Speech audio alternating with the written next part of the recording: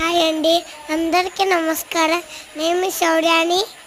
ఈరోజు మీకు ఒక మంచి విషయం చెప్తాను. ఏంటంటే ఫ్లెమింగో ఫెస్టివల్ చేస్తాడు, సులువుపేటలో చేస్తాడు. 4 days తర్వాత మళ్ళీ చేస్తున్నాడు.